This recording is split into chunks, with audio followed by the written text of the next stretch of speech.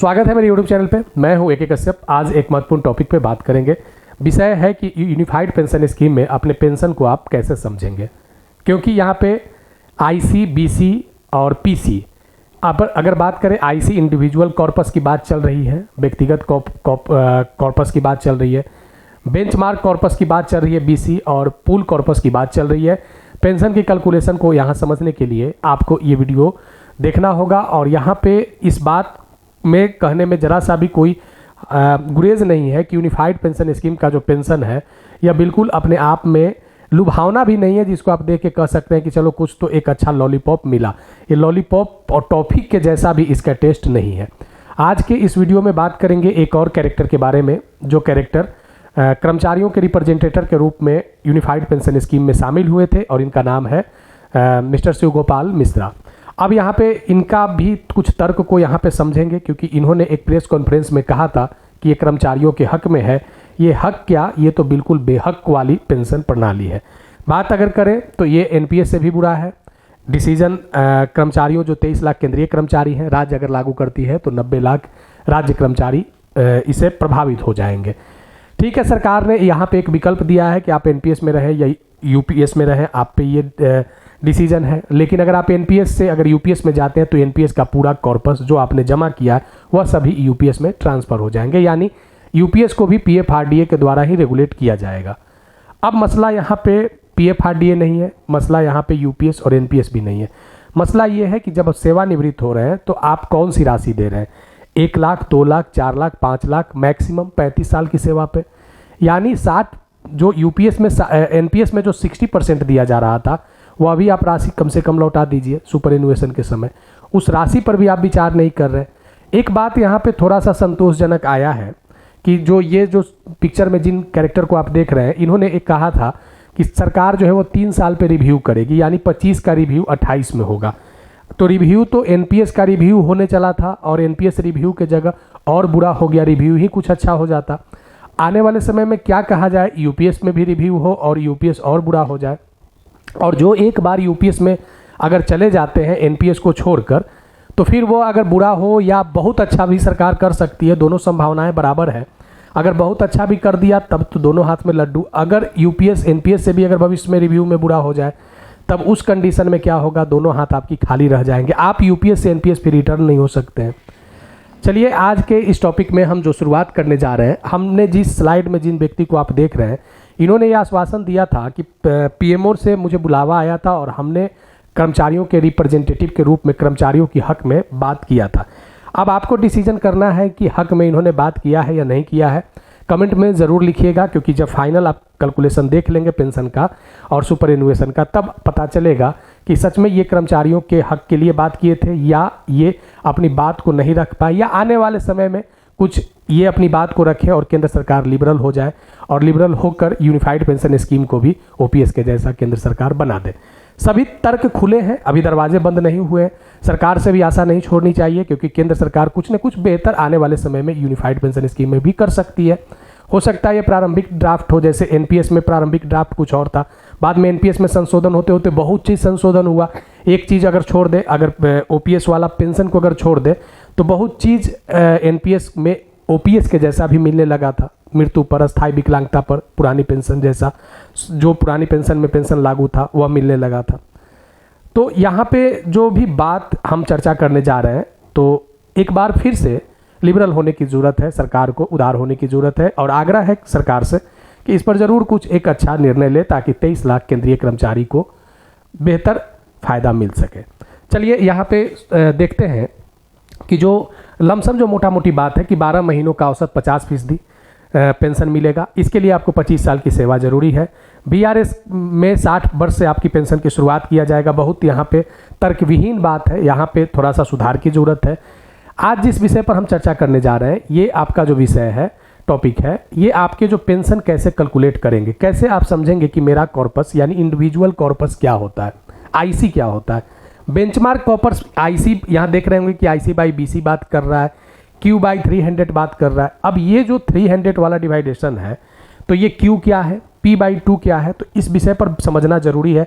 और आप इस आंकड़े से आने वाले समय में आप अपनी पेंशन की गणना एकदम सटीक कर सकते हैं। यहाँ पे लगभग आपको जो सिनेरियो देखने को जो मिलेगा वो 6 टाइप का यहाँ पे कैलकुलेशन है। 6 टाइप की कैलकुलेशन को आप ज़रूर समझ लीजिएगा। एक बात यहाँ पे लास्ट तक ज़रूर देखिएगा, और अगर वीडियो अच्छा लगेगा तो ज़रूर शेयर कीजिएगा, ताकि यूनिफाइड पेंशन स्कीम से बातें जो हैं वह दूर तक जानी चाहिए, ताकि लोगों को भी ये बातें आ जाए कि नहीं, यूनिफाइड पेंशन स्कीम जो है यह एक लोकलुभावना भी वादा नहीं है, इसको कह सकते हैं। तो यह एक बिल्कुल एनपीएस का एक ब्लैक पार्ट है। तो इस विषय पर ही समझेंगे। लेकिन चलिए, अगर नए जुड़े हैं तो सब्सक्राइब जरूर कर लीजिएगा, वीडियो को लाइक ज़रूर कीजिएगा, सुझाव कमेंट में लिखिएगा। सबसे पहले हम लोग जो यहाँ पे शुरू करने जा रहे हैं, कुछ इसके नियमावली के कुछ इंपॉर्टेंट पार्ट है जिसको समझना जरूरी है। सबसे पहले इस नियमावली में हम लोग जो इस पॉइंट को यहाँ पे फोकस करेंगे, बहुत सारे पॉइंट यहाँ पे इंपॉर्टेंट है, लेकिन जैसे यहाँ पे सबसे पहले हम लोगों को समझना है कि बेंचमार्क कॉपर्स बीसी की बात किया जाएगा आगे। बीसी क्या है? तो ये जो यहाँ पे बेंचमार्क कॉपर्स की जो बात किया जा रहा है, इसमें कह रहा है क्या कि राष्ट्रीय पेंशन प्रणाली के अंतर्गत, एनपीएस के अंतर्गत, प्रत्येक कर्मचारी जो यूपीएस का विकल्प लिया है, यूपीएस का विकल्प लिया है, एनपीएस से अगर यूपीएस में आया है, तो जो पीएफआरडीए के द्वारा जो निर्धारित मूल्य की गणना जो होगा वह बेंचमार्क होगा। यानी बेंचमार्क से इंप्लाई को कोई मतलब नहीं है। पहला पॉइंट निकला कि बेंचमार्क से कर्मचारी को कोई मतलब नहीं है, बेंचमार्क की राशि पीएफआरडीए तय करेगा। अब देखिए यहाँ पे कि कैसे पीएफआरडीए तय करेगा बेंचमार्क की राशि। तो आहरक सेवा के प्रत्येक महीने के लिए कर्मचारी और नियोक्ता दोनों के लिए जो राशि अंशदान के लिए नियमित जो प्राप्ति हो रहा है, तो आप 10% दे रहे हैं। अगर आप यूपीएस में आते हैं तो सरकार यहाँ पे 18% देगी, टोटल हो जाएगा 28.5%। लेकिन आपका जो जमा राशि होगा वह जमा होगा 20%, 10% फिर सरकार यहाँ पे देगी, 8.5% का एक अलग फंड हो जाएगा। ये जो राशियाँ जो आप देख रहे हैं, जो ये पीएफआरडीए का राशि हो जाएगा। जैसे अभी एनपीएस को जो रेगुलेट कर रहा है वही रेगुलेट यूपीएस को भी करेगा। अब यहाँ जो मूल्य तय किया जाएगा वह आपका बेंचमार्क हो जाएगा। यहाँ जो मूल्य तय किया जाएगा वह बेंचमार्क। अब यहाँ देखिए कि आईसी क्या होगा, इंडिविजुअल कॉर्पस क्या होगा। इंडिविजुअल कॉर्पस की भी बात करेंगे। इंडिविजुअल कॉर्पस में देखिए क्या होगा, लेकिन उससे पहले 8 नंबर पॉइंट को जरा देख लीजिए। यहाँ पे कहता है कि जब सुपरएनुएशन पर एकीकृत पेंशन योजना के अंतर्गत कर्मचारी को सुनिश्चित भुगतान के प्राधिकार के लिए बेंचमार्क कॉर्पस मूल्य या यूनिट के बराबर पूल कॉर्पस का में व्यक्तिगत कॉर्पस के मूल्य और यूनिटों को अंतरित करने का प्राधिकृत करेगा। बेंचमार्क कॉर्पस मूल्य अगर यूनिट से कम है तो कर्मचारी के पास इसका अंतर पूरा करने के लिए अतिरिक्त अंशदान की व्यवस्था की जाएगी। यही जो बातें जो आप देख रहे हैं कि अगर आपके पास पीएफआरडीए में बेंचमार्क कम हो जाता है, जो एक पीएफआरडीए के द्वारा तय किया जाएगा बेंचमार्क, अगर उससे आपका कम, अगर वहाँ पे 10% का डिपॉजिट होता है जो आपका बेसिक और डीए से जा रहा है, अगर वो कम होता है तो आपको अतिरिक्त एडिशनल यहाँ पे देना होगा।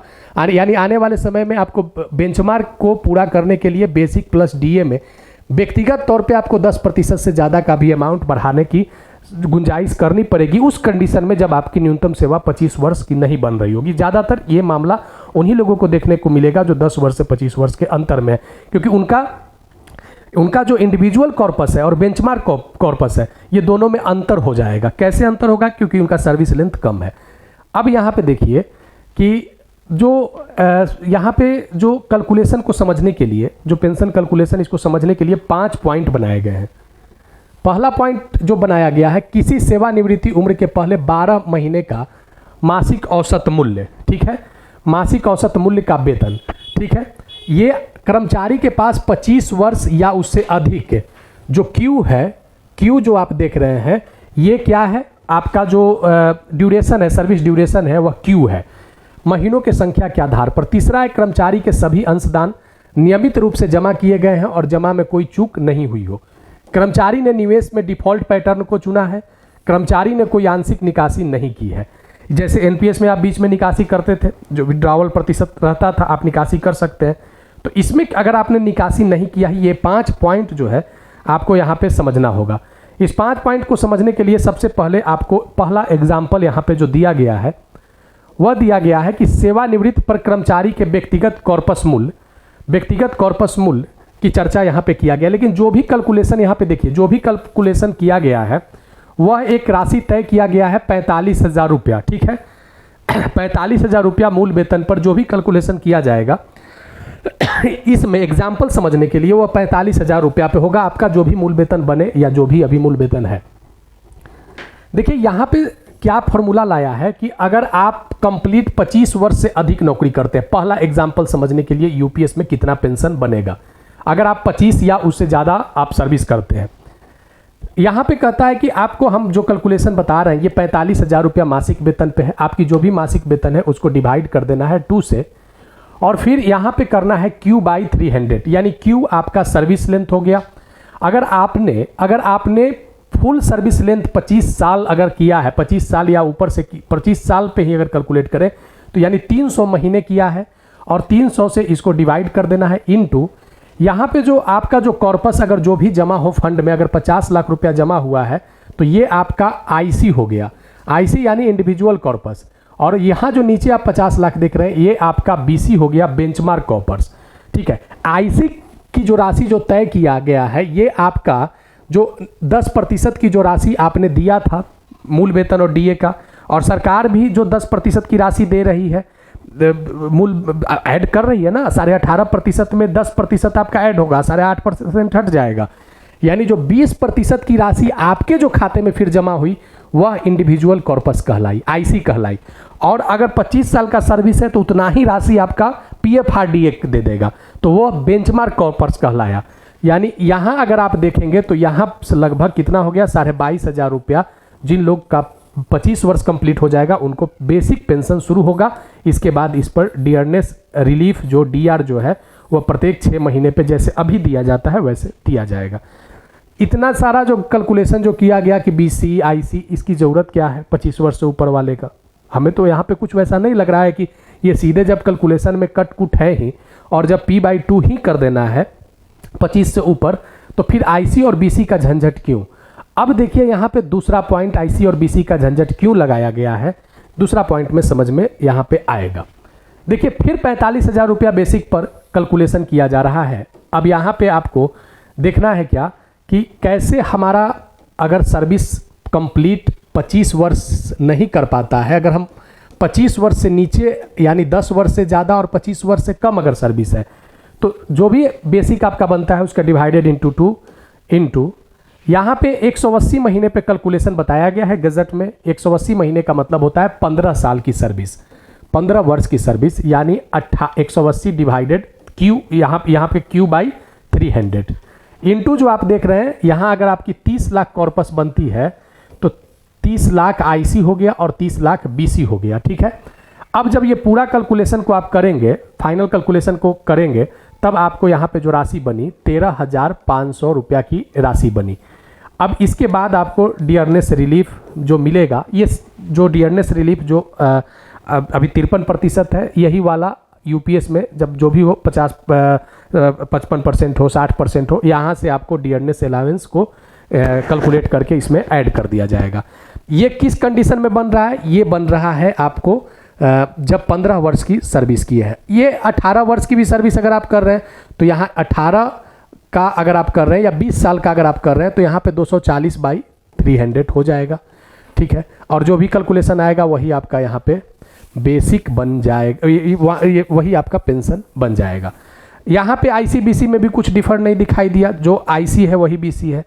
अब किस कंडीशन में आईसीबीसी कम होगा? यहाँ पे हमने क्या देखा कि सर्विस लेंथ जो है वो कम गया, वहाँ 25 पे कैलकुलेशन किया था, अब 15 पे।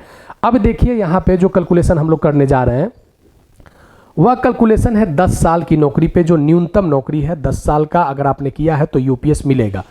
अब अगर 10 साल का सर्विस है तब क्या देखना है? 45,000 रुपया आपका मूल वेतन पे कैलकुलेशन है। 10 वर्ष का है तो 120 महीना हो गया, बाई 300 हो गया। आपकी कॉर्पस कम समय का नौकरी है तो यहाँ पे 25 लाख के कॉर्पस पे आईसी और बीसी है, ठीक है। 25, ये सब जब कैलकुलेशन आप फाइनल करेंगे तो आपकी अमाउंट कितनी आ गई? 9,000 रुपया।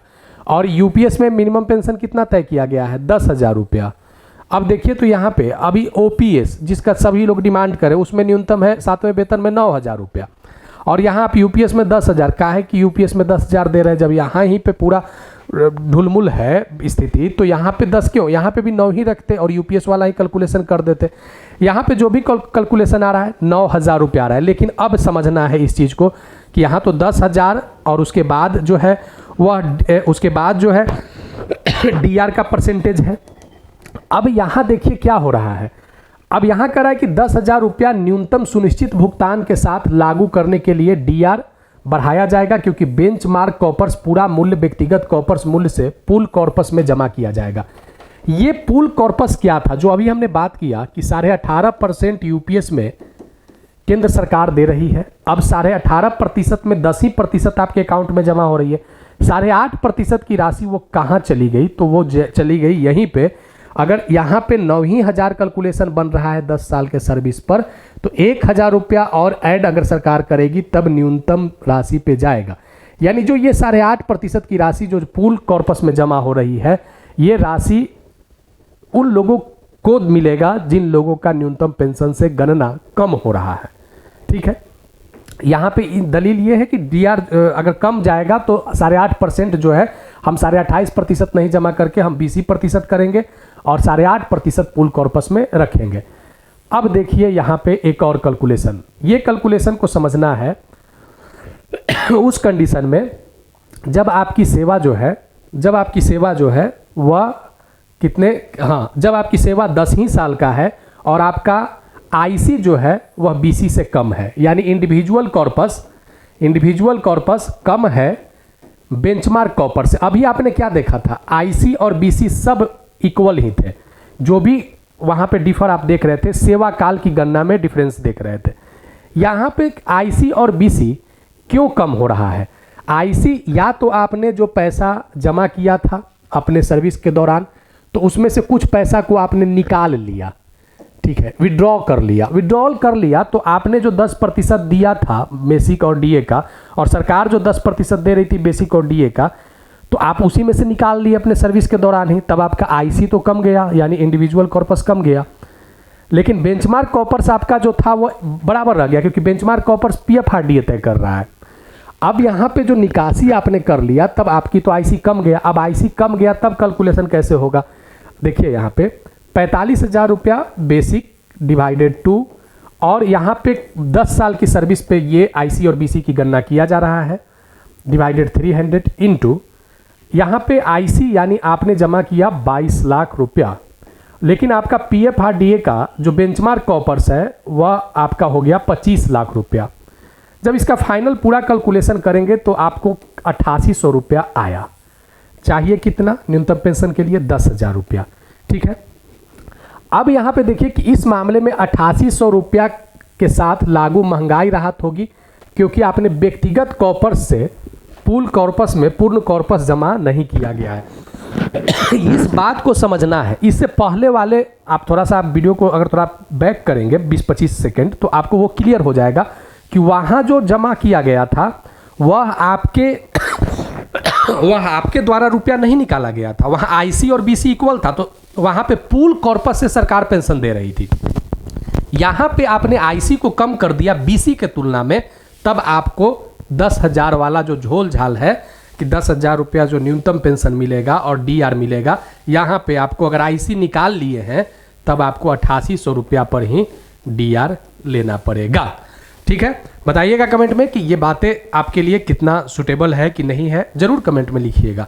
यानी बीच में अगर सर्विस में आप निकाल लेते हैं तो आपके लिए फिर न्यूनतम पेंशन का जो 10,000 रुपया का जो सैलरी वाला जो बातें हैं ये आपके लिए लागू नहीं होगा। ठीक इसी तरीके से 25 साल वाले लोगों के लिए भी जो वहाँ पे कैलकुलेशन देखे थे, अगर आप बीच में पैसा निकाल लेते हैं तो आपका भी 50% 25 साल भले किए रहिए, लेकिन आपका 50% नहीं बनेगा, क्योंकि आपका आईसी यानी इंडिविजुअल कॉर्पस व्यक्तिगत कॉर्पस जो है वह बेंचमार्क कॉर्पस से कम हो गया।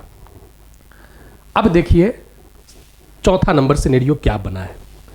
यहाँ पे जिस विषय पर बात की जा रही है वह बात की जा रही है कि यह जो बात की जा रही है कि किस कंडीशन में आपका जो है यहाँ जो 45,000 रुपया जो आप देख रहे हैं, हाँ यहाँ पे फिर देखिए आप अगर आपने 25 वर्ष की सर्विस किया आप 50% पेंशन के हकदार हैं। लेकिन अभी जो हमने बात किया यहाँ आईसी कम है और बीसी जो है पीएफआरडीए के द्वारा वह सही है, क्योंकि आपने बीच में पैसा निकाल लिया है यूपीएस से।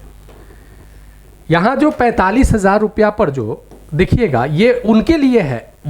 इससे पहले वाला जो सिनेरियो देखे वो किन के लिए था, जिन्होंने 25 वर्ष से कम का सर्विस किया। अब ये 25 वर्ष या उससे ज़्यादा के सर्विस वाले के लिए बेसिक इंटू 300 महीना यानी 25 वर्ष और 3/300। अब यहाँ पे आपका जमा है 45 लाख रुपया और बीसी जमा है यहाँ पे 50 लाख, यानी 5 लाख रुपया आईसी कम है।